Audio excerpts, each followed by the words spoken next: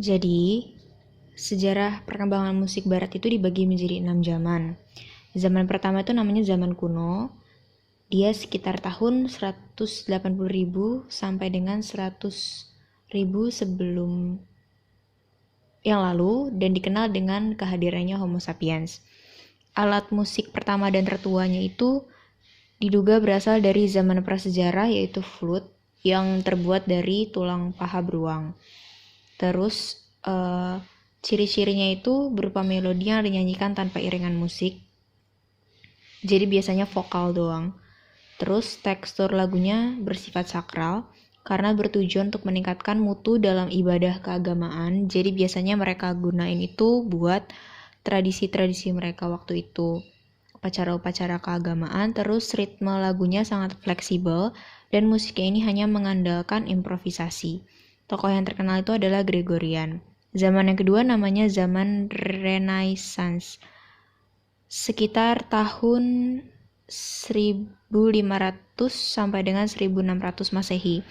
Jadi pada abad pertengahan ini, seni musik banyak dimanfaatkan untuk kepentingan agama Kristen.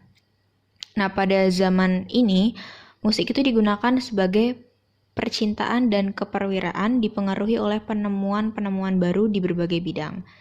Ciri-cirinya itu dia memiliki faktor kejernihan, kelembutan, dan keseimbangan. Alat musiknya biasanya itu mandolin, lute, harp, dan keyboard. Dia ini sering terjadi pergantian tanda tempo dan birama yang berlebihan, dan suara tenor yang digunakan sebagian nada panjang. Tokoh yang terkenal pada zaman ini itu adalah Giovanni Pierluigi, Orlando Lassus, dan Giovanni Gabrieli. Lalu pada zaman ketiga, zaman Barok dan Rokoko. Jadi pada zaman ini itu sekitar 1600 sampai 1750 Masehi. Tokoh yang cukup terkenal dari zaman ini itu adalah Johann Sebastian Bach. Dia ini adalah seorang pencipta musik koral untuk khotbah gereja dan dia menciptakan lagu instrumental.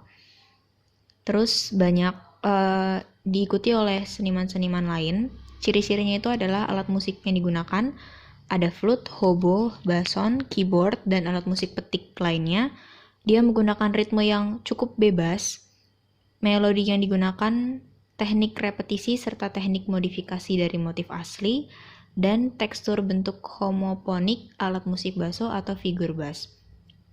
Yang keempat itu adalah zaman klasik, itu pada tahun 1750 sampai dengan 1820 Masehi. Musik berkembang pesat, mulai dari dinamika yang semakin lembut, tempo yang semakin cepat, dan pemakaian ornamen yang dibatasi. Ciri-cirinya itu teksturnya bersifat homopon, gaya melodinya bersifat kompak, harmoni kurang kompleks, improvisasi mulai hilang, akor ditulis lengkap. Tokoh yang terkenal itu ada Joseph Haydn, Wolfgang Amadeus Mozart, Ludwig van Beethoven. Terus zaman romantik itu, zaman ini hadir setelah zaman klasik berakhir dan berkisar pada tahun 1810 sampai dengan 1900 Masehi.